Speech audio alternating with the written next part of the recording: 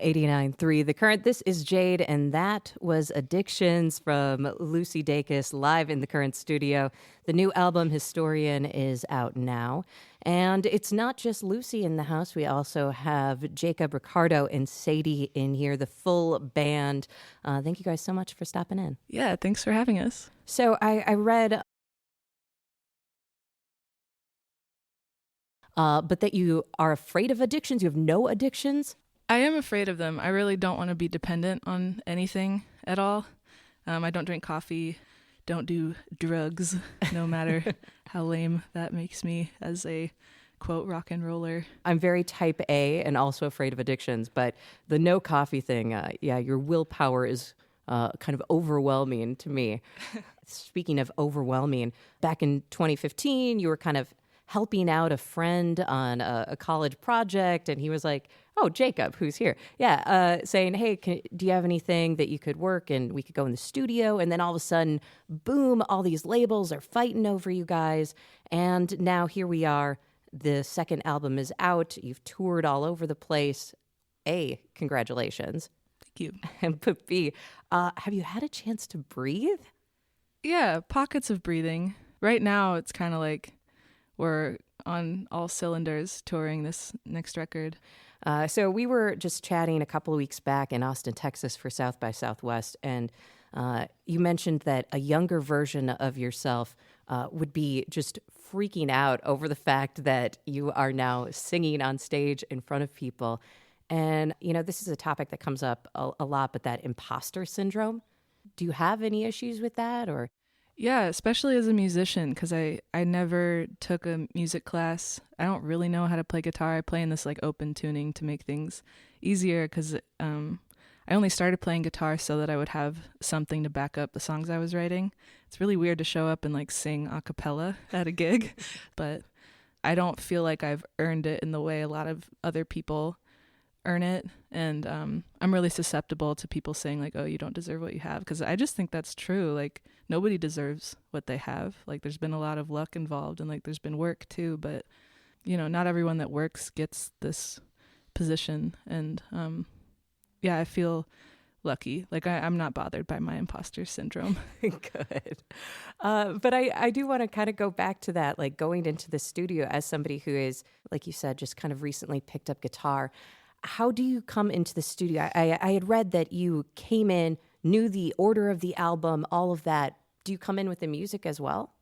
Yeah, we don't write in the studio. I think that's a huge luxury for people that like own studios or have a lot of money, but it's just not realistic. I also write alone, so I could write as easily in a studio as in a bathroom or like a cabin or taking a walk. So yeah, it's like when we're in the studio, we just want to like get the recordings. Like, the material should be finished, in my opinion. I heard you bought a house. Yes. Were you craving stability, or is it just you could? Well, I wanted to buy a church, an abandoned church in Richmond. Yeah. And I was like, I want to make a venue, and then we can live in it, and it can be like an Airbnb for bands, and that can be where I start my label and my publishing company and my blah, blah, blah, blah.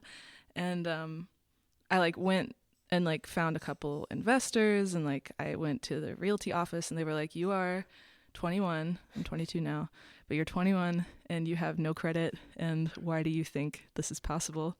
And I was like, oh, I guess I didn't really know how this works. And they were like, well, you could buy a house instead and like start building equity.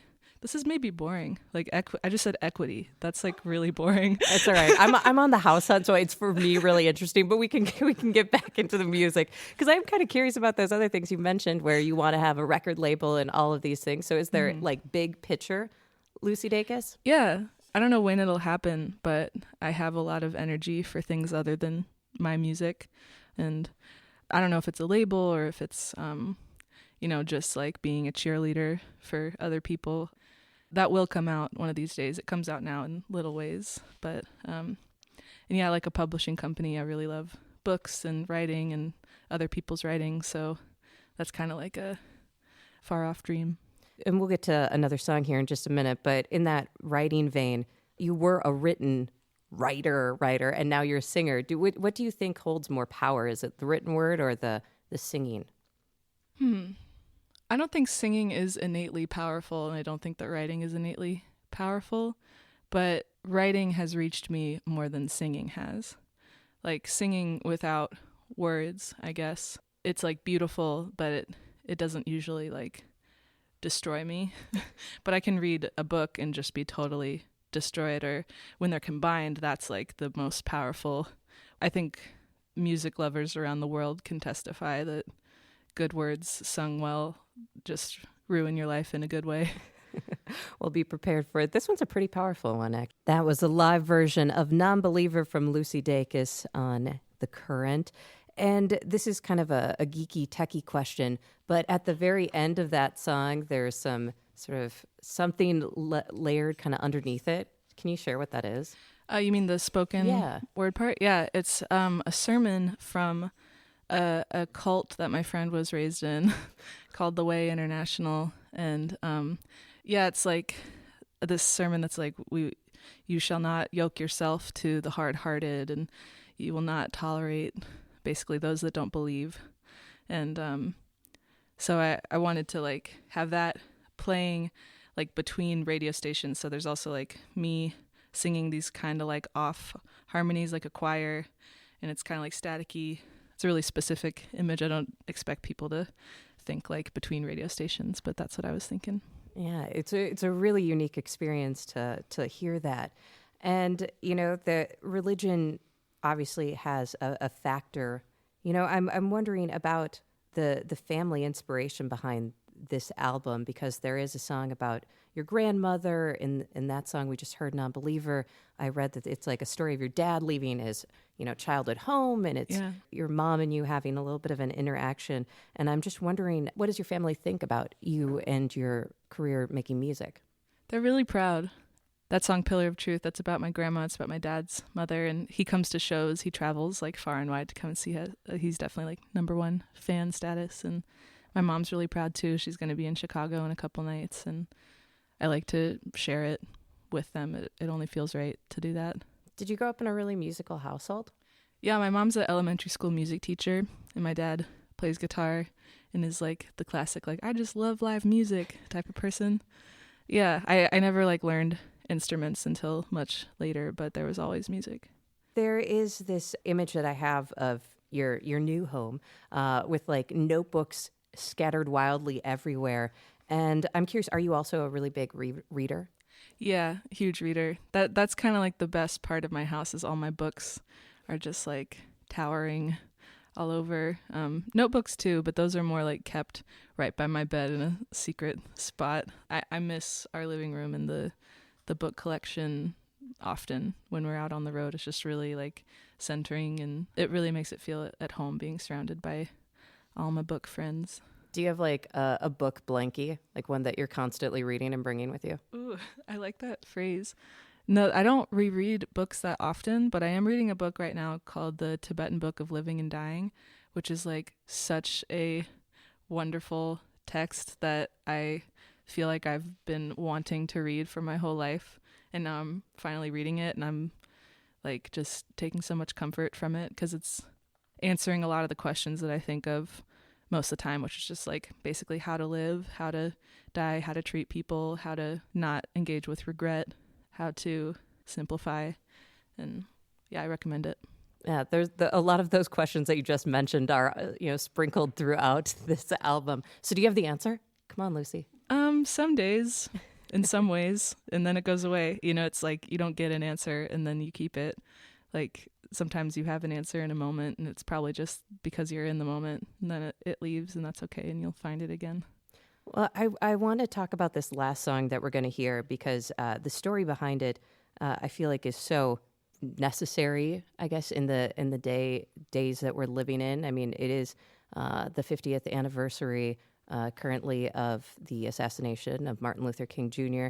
And this song, Yours and Mine, can you tell us a little bit about the background behind it? This song is, in general, about protesting and making a decision to show up and march. And marching isn't the only way to protest. Like, voting with your money is huge, and there's plenty of ways to be supportive voting. But for me, I wrote it after the Baltimore uprising a couple years ago, and how that was the first time I really felt like I needed to be present, and I couldn't be. I was actually in Europe at the time, and so I was just looking back on the US like, I don't want to go back there. It doesn't feel like home. It's like violent and it's not what I want. And then I was like, I need to go back immediately. There's like this duality to that thought. And so the song is basically saying like, I have to do this to feel like I'm contributing in a way that's valuable, but you don't know everyone's story, so you shouldn't be judgmental of people that don't show up, and people that don't march can be involved in other ways. Let's take a listen to it in just a moment. Before we get to that, I want to let you know that Lucy Dacus' new album, Historian, is out now. And this entire session today has been engineered by Corey Schreppel, produced by Derek Stevens, with video from Nate Ryan. And a huge thanks to the Charles H. Clay Charitable Trust for its support of the Currents in Studio sessions. And thank you guys all so much, Ricardo, Sadie, Jacob, and Lucy. Thank you so much for coming in today. Thanks for having us. It's Lucy Dacus, and this is Yours and Mine live on The Current.